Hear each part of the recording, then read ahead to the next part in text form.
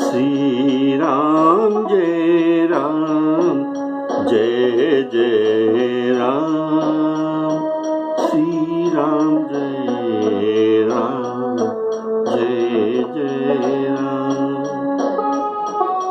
श्री राम जय जय राम, श्री राम जय जय राम,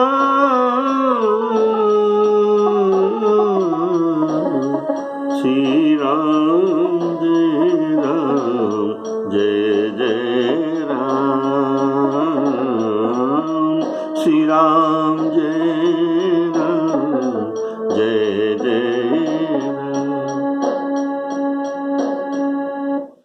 सभी महानुभव श्रोताओं को राम राम कहते हुए आज का अति सुंदर प्रसंग आपको सुनाता हूं। बोले सियावर रामचंद्र की जय।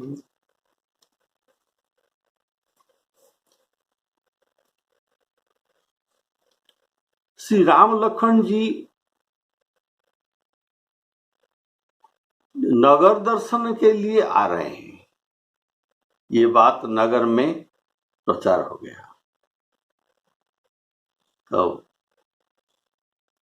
ये नगरवासियों जब ये समाचार पाए तब ये काम धाम सब कुछ वो छोड़कर दौड़ आते हैं। अगर दौड़ नहीं आएंगे तो धीरे धीरे आने से ये काम नहीं चल सकता। अगर ये आगे निकल जाएंगे तो उनके दर्शन नहीं हो सकता। इसलिए सब ऐसे दौड़ आए जैसे तुलसीदास जी कहते हैं, रंक निधि लूट न लागी। रंक अर्थात जन्म से ही ये दरिद्र,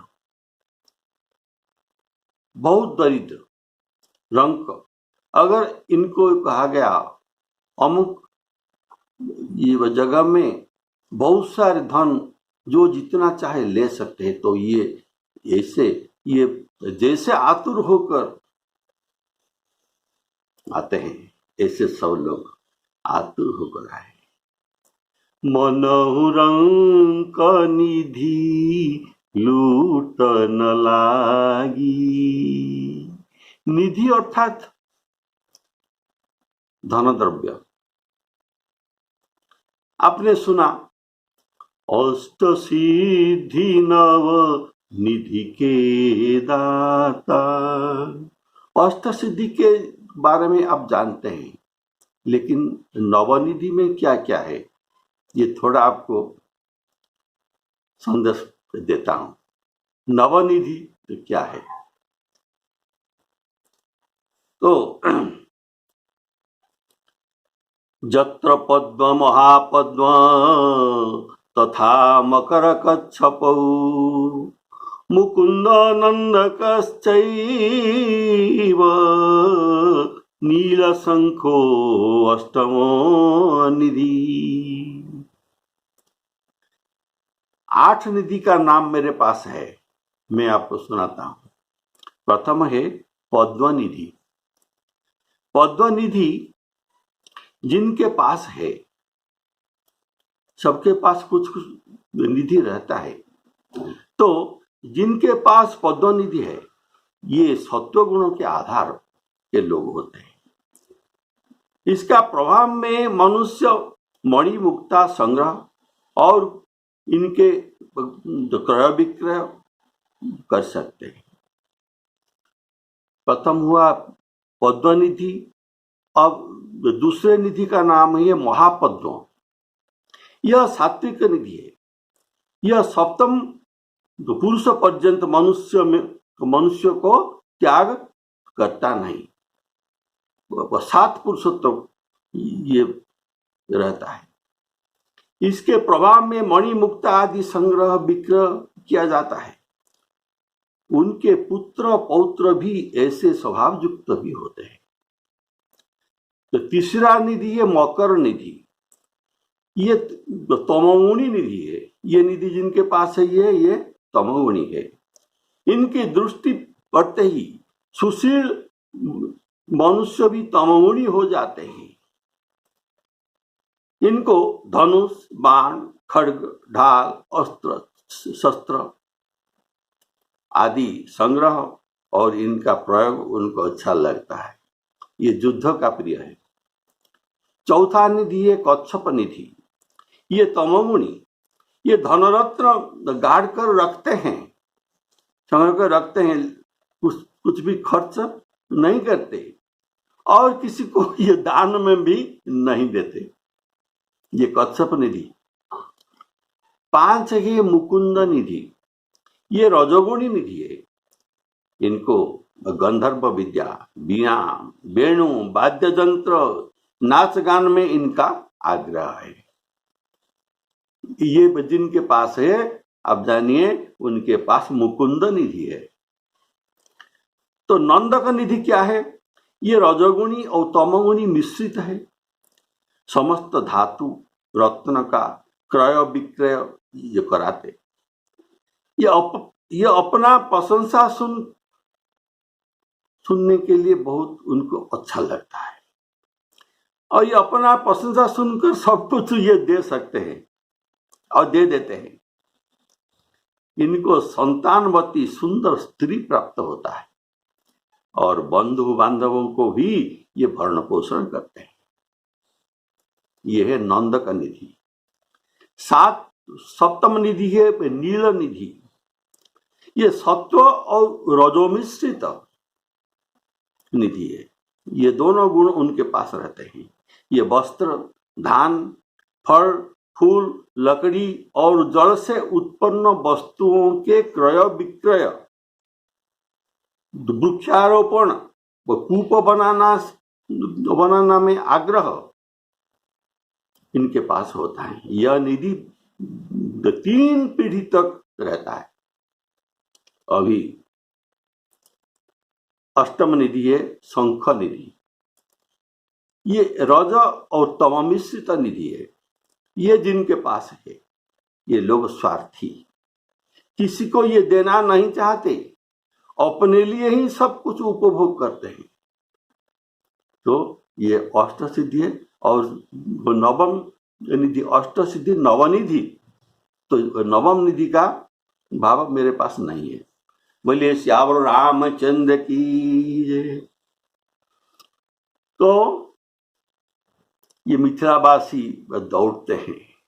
मनहुरंक निधि लोट न लागे, मनहुरंक निधि लूट न लागे। श्री राम जय राम, जय जय राम। दशरथ महाराजा, इनके पूर्व जन्म में जो मनुष्य शरीर में ये 23,000 वर्ष 23,000 वर्ष तपस्या करके यह रामचंद्र निधि को प्राप्त किए थे। विश्वामित्र यह निधि को राजा से मांग कर ले आए। यह दुर्लभ निधि को वशिष्ठ जी के सिफारिश में विश्वामित्र जैसे महान मुनि उनके लिए जाचक बनना पड़ा, तब ये पाए। विश्वामित्र जी जैसे महान मुनि राजा ये जाचक बनना पड़ा और इनको वशिष्ठ जी के सिफारिश मिला, तब उनको ये निधि राजा दशरथ ने दिए। तो ये दुर्लभ निधि, ऐसे दुर्लभ निधि जनकपुर वासियों को बिना मूल्य में मिल रहा है। श्यावर रामचंद्र की जय। बिना मूल्य, बिना परिश्रम, अर्थात जब तक कुछ साधन का भी जरूरत नहीं, इसे मिल रहा है, अपने आप मिल रहा है। इसके लिए कुछ प्रयत्न भी नहीं करना पड़ता। तो जनक समेत उनके सब प्रजावर्ग ये सब निर्गुण रूप के उपासक है। ये सब के सब सगुण साकार रूपक धन के कंगाल है। सगुण साकार रूप का धन इनके पास नहीं, ये तो निर्गुण उपासक है। तो ये सगुण साकार रूप देखने के ये निधि को देखने के लिए ये कंगाल है। ये रामधन लूटने के लिए जा रहे हैं। असल में राम जी केवल सीता की तो निधि है ना, ये बात कोई नहीं जानते। बोलिए सियावर रामचंद्र की जय। धाये धाम काम सब त्यागी, धाये धाम काम सब त्यागी, मनहु रंक निधि लूटन लागी।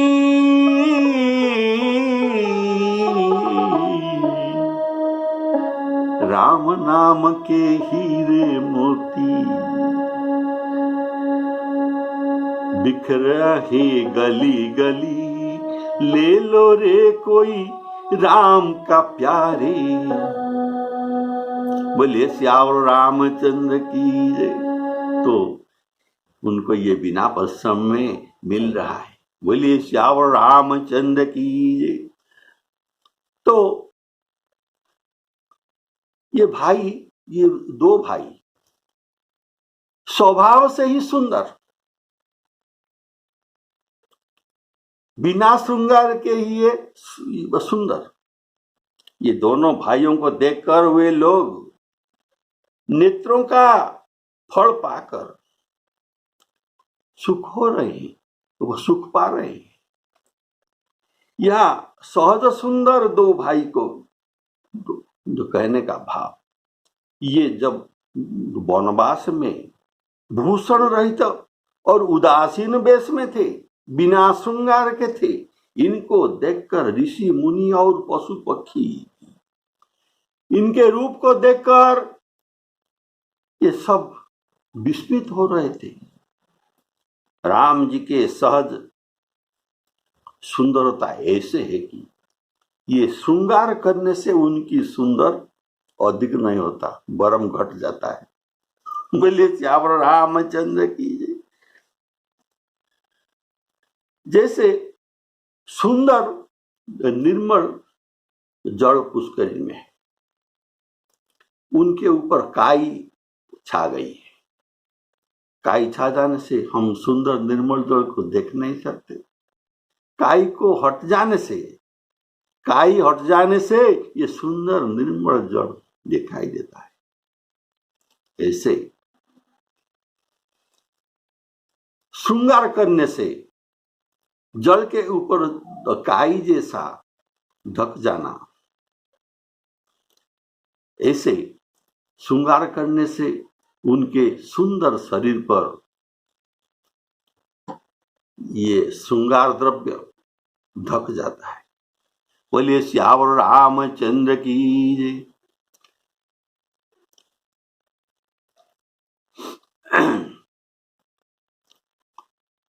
यहाँ युवतियों को घर छोड़कर जाना नहीं पड़ता राम दर्शन के लिए। राम जी तो स्वयं उनके द्वार पर आए, ये मर्यादा पुरुषोत्तम है। तो युवती स्त्रियां को घर के बाहर भी निकलना नहीं पड़ता। ये घर के झरोखों से लगी हुई प्रेम सहित श्री रामचंद्र जी के रूप को निरीक्षण करके देख रहे हैं। देखना और निरीक्षण करना। हम मंदिर जाते हैं और भगवान को दर्शन करके नमस्कार करके चले आते हैं। अगर आने के बाद कोई पूछेगा तो भगवान कैसे वस्त्र पहने थे, कौन सा हार पहने थे, कौन सा फूल लगाए थे, तो ये हम नहीं कर सकते। क्यों? हम निरीक्षण करके देखा नहीं। तो ये जनकपुर के स्त्रियां श्री राम जी को ऐसे निरीक्षण करके देखते हैं। बोलिए श्यावर रामचंद्र की जय। तो ऐसा स्त्रियों उनको निरीक्षण कर ही देखते हैं, तो पुरुषों कैसे देखते हैं? पुरुषों ने इन्हें देखकर उनके लोचन को सुख मिलता था, बहुत पसंद का चीज है, उनको देखने में उनको सुख मिलता था। लेकिन स्त्री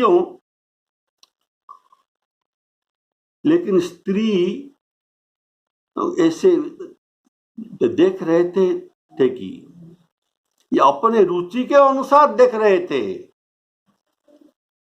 अर्थात कोई इनके छवि को भाई जैसे देखता है, कोई इनको पति जैसे देखते हैं। ऐसा वर अगर हमें मिले तो हम कृतार्थ हो जाएंगे। कोई इनको बच्चा समझकर देखते हैं। तो ये सब अपने अपने रुचि के अनुरूप देख रहे थे। नारी बिलो कही हरसिहिया, निज निज रुचि अनुरूप, जनु सोहत सिंगार धरी, मूर्ति परम अनूप, श्री राम जय राम जय जय राम। नारियों के वार्तालाप में अष्टसखी है। ये अष्टसखी, इनके नाम है लक्षणा, शुभ्रशीला, भद्रा, मानवती, लीला, श्यामा, शांता और सुशीला। ये अष्टसखी का नाम है।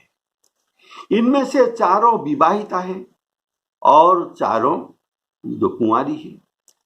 तो इनके परस्पर प्रेम भरी बातचीत आप प्रेम से अभी सुनते रहिए। ये क्या क्या राम जी को देखकर इनके भाव कैसा है। ये आपस में बड़े प्रेम से बात कर रही है। एक सखी कहते हैं, हे सखी, इन्होंने करोड़ कामदेवों की छवि को जीत लिया। जैसे शत्रु को पराजय करने पर उनके पास से रहा उनके अमूल्य वस्तु को जयी राजा जो उनको जीता ये छीन लेता है, वैसे ये असंख्य कामदेव को पराजित करके उनके छवि रूप को जो इनका गर्व था राम जी ने छीनकर अपना पास रखा है। इसीलिए ये इतना सुंदर है। जैसे असंख्य ब्रह्मांड है, रोम रोम पति लागे कोटि कोटि ब्रह्मांड, वैसे प्रति ब्रह्मांड में एक एक कामदेव भी होते हैं। वैसे ये राम जी कंदर्प आप जानते हैं, कंदर्प गणित अमित छवि नव नील नीरद सुंदर, पटपीत मानव तड़ित रुचि सुचि नौमी जनक सुतावर, श्री रामचंद्र कृपालु भजो मन हरण भव भय दारुण। बोलिए श्यावर रामचंद्र की जय।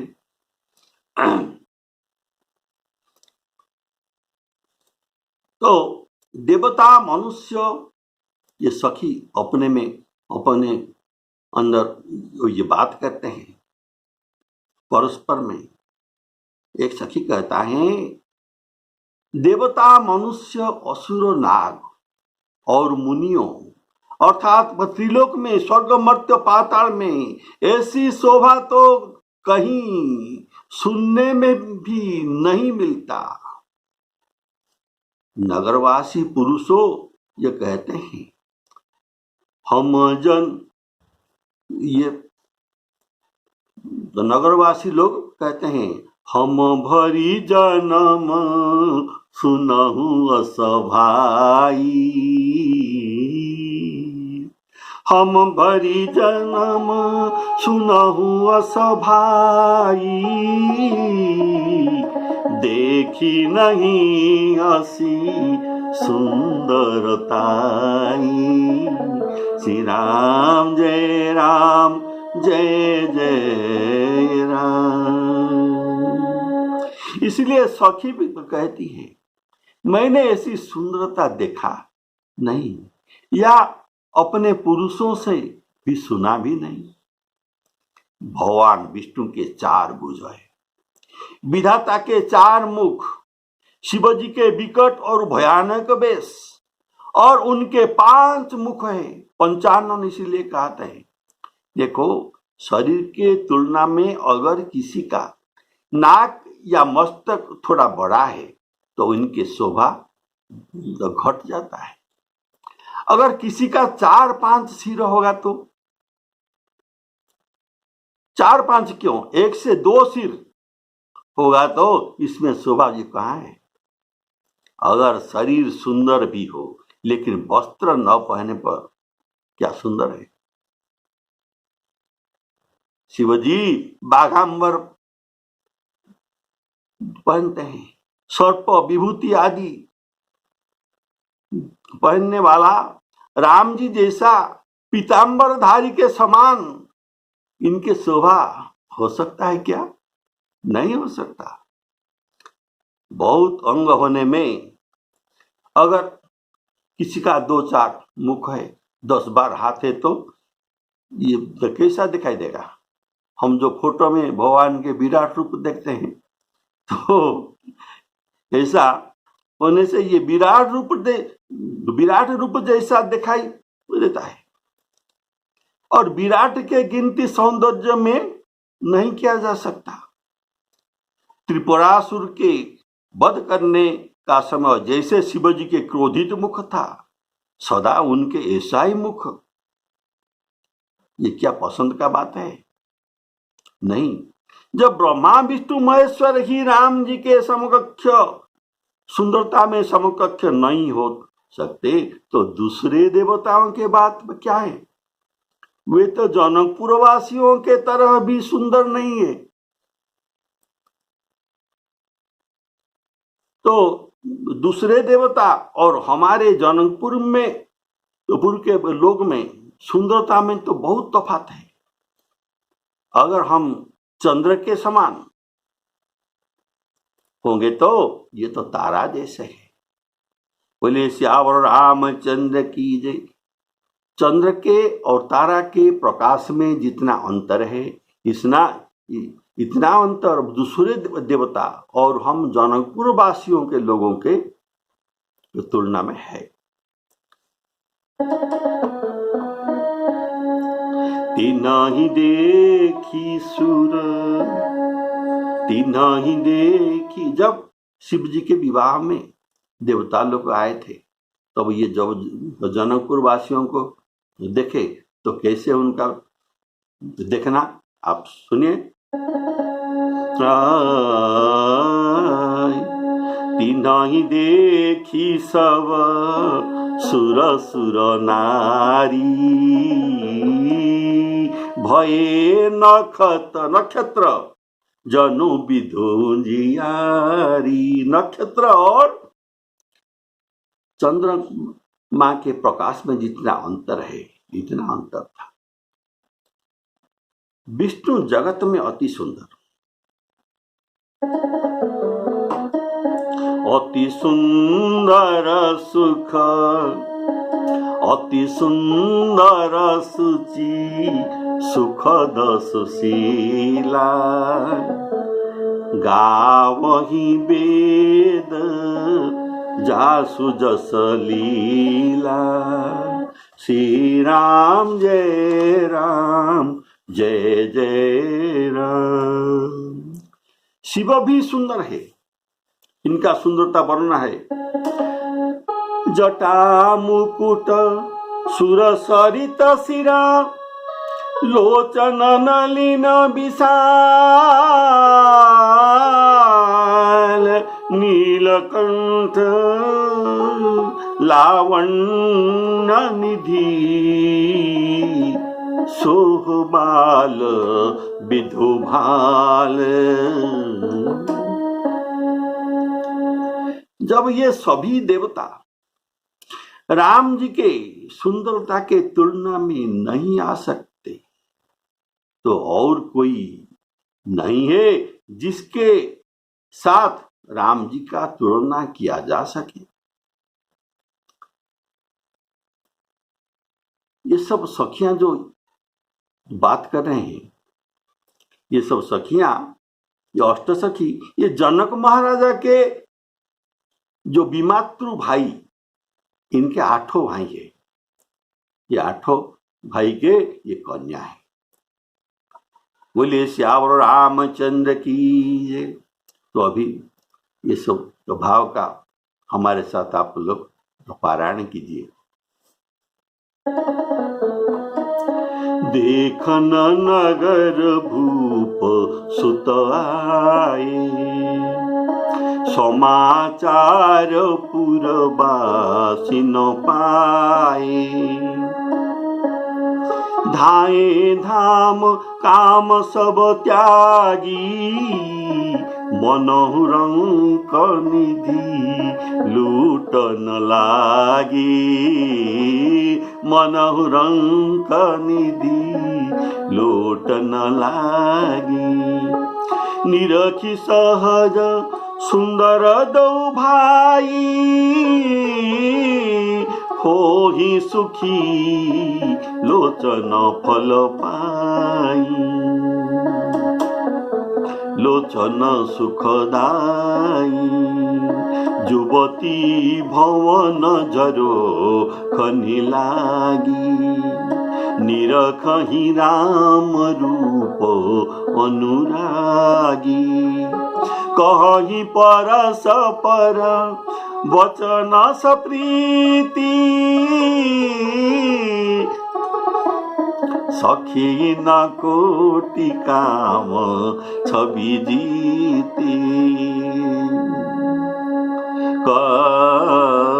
सुर नर असुर नाग मुनि माही, यह छवि सखी सुर नर असुर नाग मुनि माही। शोभासी कहूँ सुनियत नाही, विष्णुचारी भुज विधि मुखचारी। विकट वेश मुख पंच पुरारी। अपर देवस को न आही, यह छवि सखी पटंतरीय नाही। वय किशोर सुषमा सदन, श्याम गौर सुखधाम। अंग अंग पर बारी हई, कोटि कोटि शतकाम। श्री राम जय राम जय जय राम। हे सखी, भला कहो तो ऐसा कौन शरीरधारी होगा जो इस रूप को देखकर मोहित न हो सके। अर्थात यह रूप जड़ चेतन सबको मोहित करने वाला है। तब कोई और कोई दूसरी सखी प्रेम सहित कोमल वाणी से बोले, हे सयानी, मैं जो सुना है उसे सुनो। ये दोनों राजकुमार महाराज दशरथ जी के पुत्र है। बाल राजहंस का सा सुंदर जोड़ा है। ये मुनि विश्वामित्र के यज्ञ रक्षा करने वाले हैं। इन्होंने युद्ध के मैदान में राक्षसों को मारे। अर्थात मैंने इनके बारे में पहले कुछ सुधि पाई थी। लेकिन आज उनका सच्चा सुधी मिल गया। क्या? ये दोनों दशरथ जी के पुत्र हैं। इनको दशरथ जी चक्रवर्ती राजा क्षत्रिय, इनके पिता राजा दशरथ चक्रवर्ती महाराज, ये क्षत्रिय अयोध्या के राजा, जैसा दशरथ जी के परिचय देना नहीं पड़ा। ये कौन है, ये क्षत्रिय है या चक्रवर्ती राजा है, ऐसा कहना नहीं पड़ता। ये दशरथ जी का पुत्र है, ऐसा कहने से सब लोग समझ जाते हैं। कारण इनके नाम का प्रसिद्ध थे, सब इनको जानते हैं। राम लखन को बालमराल की सुंदर जोड़ी कहने का भाव, ये दोनों लड़कपन से ही धर्मव्रतधारी है। जैसे मराल हंस असत वस्तु को त्याग कर सत पदार्थ को ग्रहण करता है, ये दोनों बालमराल, इनके पिता जिनका पिता हंस है, हंस से ये दोनों जन्म हुए, इसलिए बालमराल। इनके पिता दशरथ हंस है, अर्थात ये बालमराल जैसे बहुत सुकुमार है। ये दोनों बालक बहुत सुकुमार है। ये केवल सुंदर नहीं, ये दोनों कौशिक मुनि के यज्ञ रक्षा करके बहुत बड़ा काम किया है। जैसे अतिशय सुंदर ये दोनों देखने के लिए, वैसे अतिशय वीर भी है। तो इनके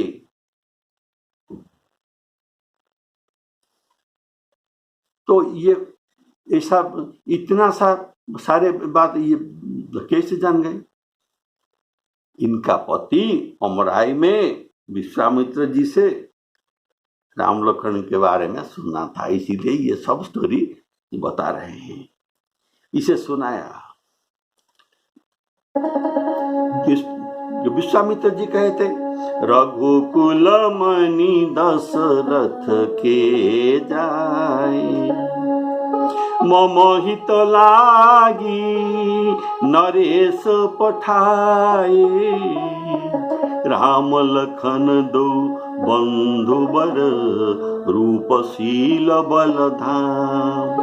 मख राखेउ यज्ञ रक्षा करेउ, मख राखेउ सब साखी जगु, जीते असुर संग्राम।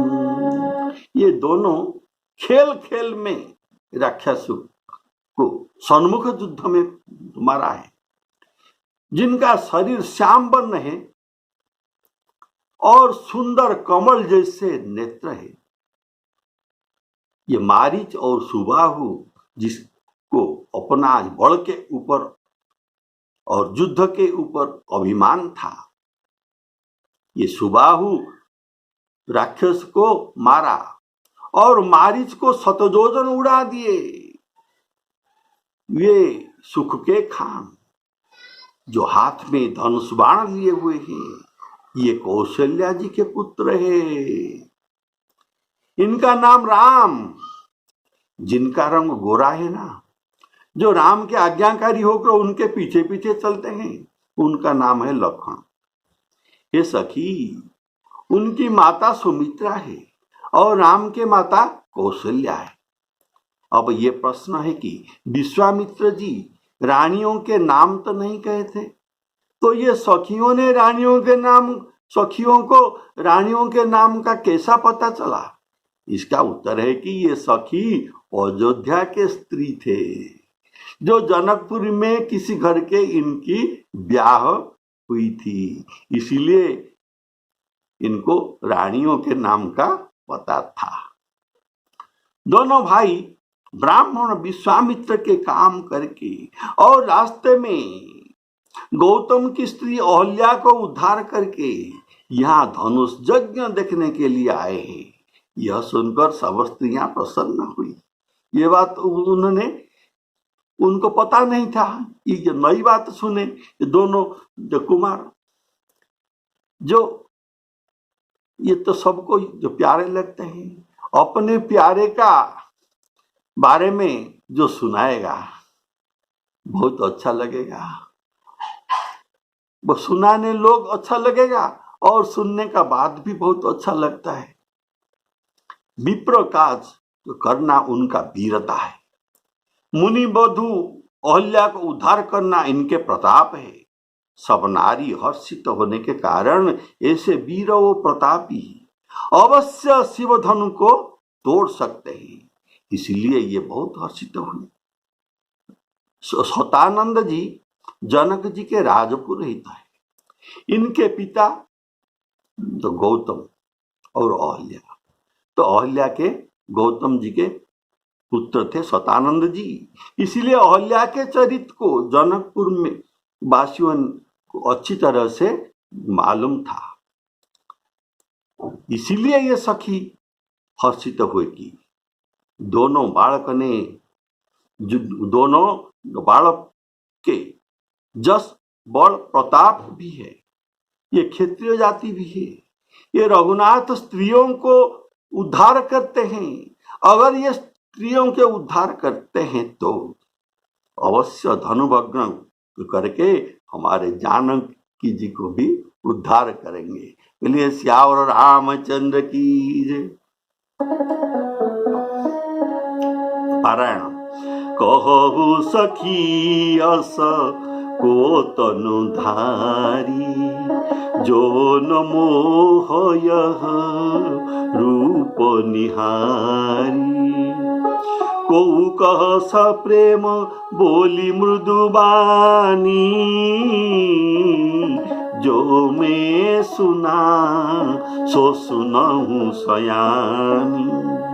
ये दो दस रथ के बिम्ढोटा, बाल मरालनी के कलजोटा। मुनि कौशिक मख के रखवारे, जिन्ह रणगाजिर निशाचर मारे। श्याम गात कल कंज बिलोचन, जो मारीच सुबाहु मद मोचन। कौसल्या सुत सो सुख खानी,